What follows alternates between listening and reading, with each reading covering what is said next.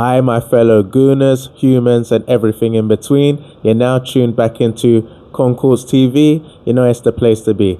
Today, I'm going to be covering the changes that have been made in the back room regarding the physiotherapy team, as well as the recruitment and scouting network.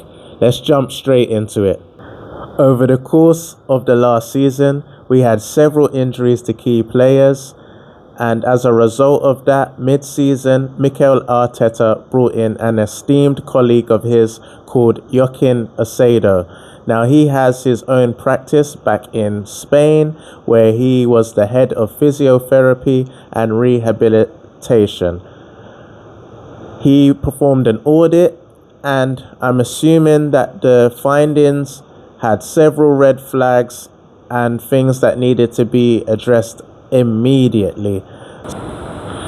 What Joaquin stumbled on caused a chain reaction within the physio team and all of the changes they've made in the background, and there have been significant amounts of changes.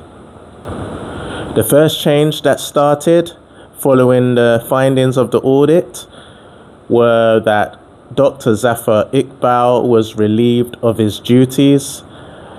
I think there were several red flags that were brought up, and as a result, he was a very shock release from the club.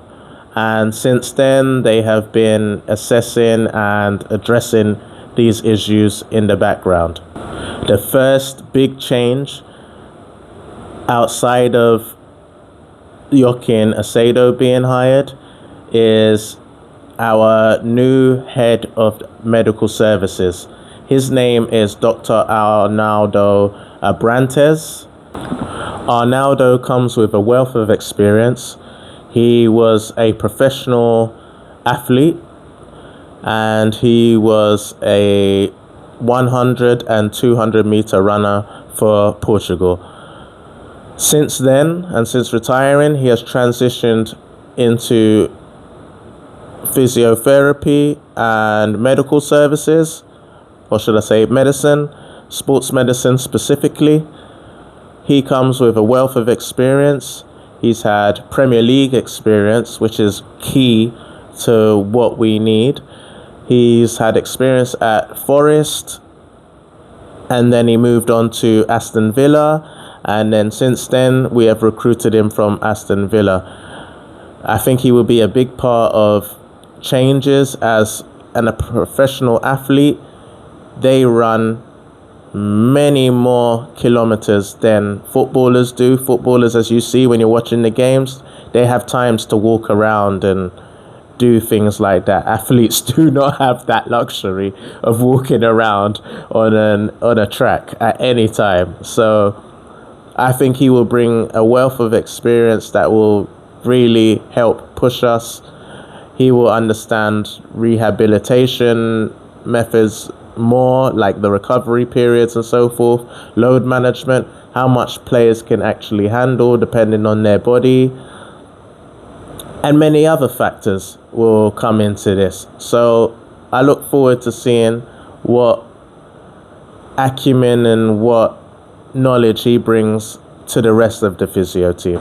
The next person I will cover is Carmen Marquez. She is a physio, and she will also be arriving from Aston Villa. However, she arrives with a wealth of experience beforehand. She has been a physio at Sevilla with a sports medicine background, and then she moved on to Juve, the women's team. And then from then, she transitioned to Aston Villa and has now arrived with us. And I can only hope for better things. She comes with a lot of experience and recommendations. So I really hope there will be a lot of changes and improvements in the back end. The next area I would like to discuss are the backroom changes within the scouting network and the recruitment team. Let's take a deep dive into the newest additions, and I'll bring you up to speed on what their roles will be and what they will entail. We're going to have a look at the first key addition to the recruitment and scouting network, and that person is called Maurizio Micheli. You may have heard of him, you may have not. However, he has been hired as the number 2 to Berta. His role will be as the head of scouting.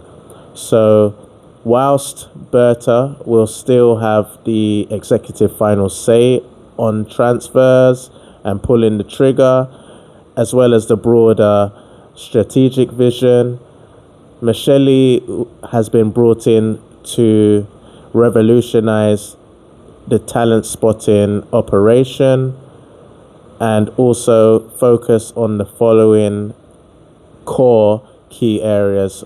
The first key area will be leading the global scouting network. So that will consist of directly managing the scouting department alongside day-to-day operations, improving the talent ID processes across the whole of Europe and across South America. The second key area that Maurizio Micheli will focus on is integrating data with intensive vetting. This is known in Italy as the human algorithm. So what does the human algorithm mean?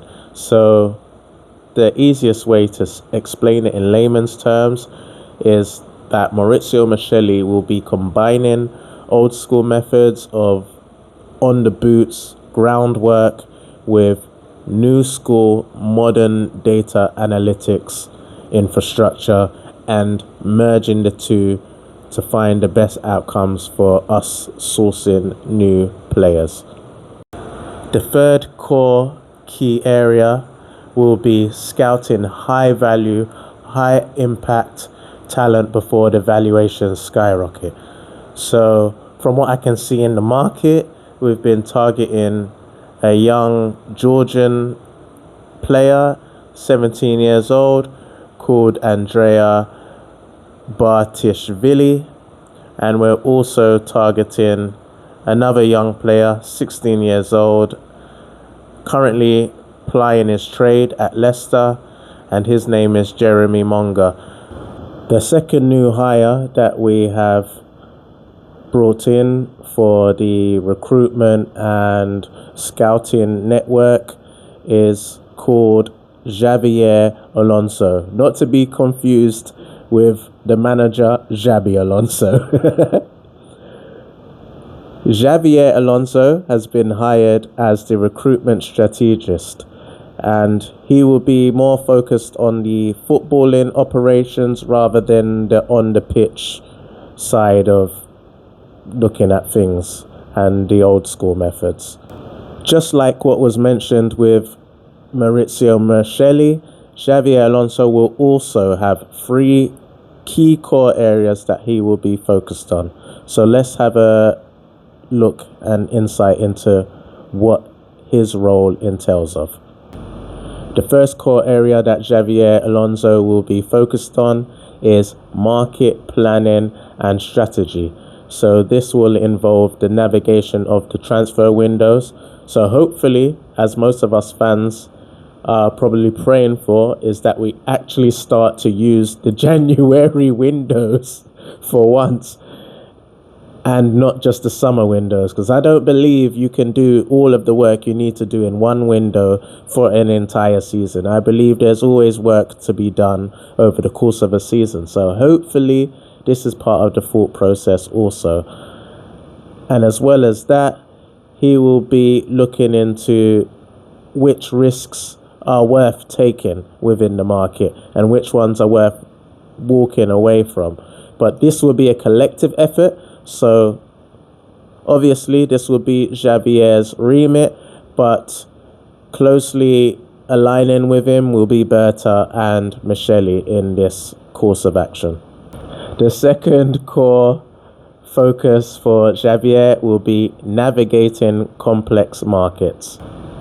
Under this key core value of focus, Javier will be focused on finding hidden value, identifying opportunities with clubs such as relegated clubs, so your Wolves, your West Hams, etc., your Burnleys, and also teams that are suffering with distressed players, or distressed sellers, should we say. It's a combination of both.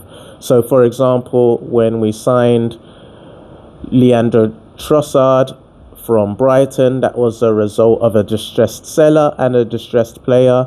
They had a relationship breakdown between Trossard and De Zerbi, who was the manager of Brighton at the time, and as a result, we got him for a cut price just so they could prevent any disharmony within their squad. So I think they're going to be trying to exploit this market as well. Another area of focus within this area will be capitalizing on under-scouted age groups. So as you may have seen or may not have seen, we've been targeting some young players and trying to sign them before their valuations start skyrocketing and getting out of control. As we've seen, this transfer market is absolutely crazy at the moment. Players are going for insane amounts.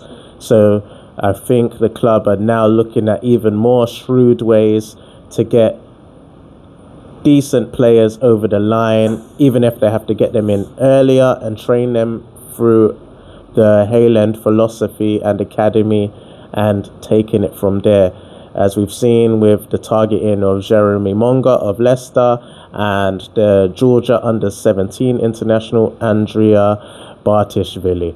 So I feel like these three are already in cahoots and working behind the scenes to implement these strategies and market planning.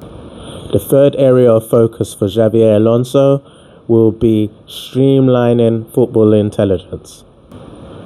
This will involve interpreting data, spotting trends in the market, and also mapping out the long-term squad value in order to keep us ahead of competing elite European clubs.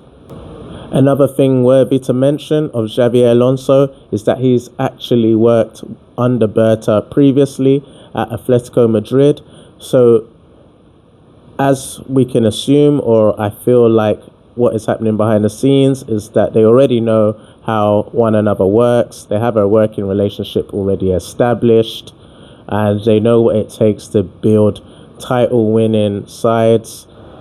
We have now reached the conclusion of this show, where I've covered all of the aspects of the overhaul in regards to the physiotherapy and rehabilitation team, as well as the recruitment and scouting network.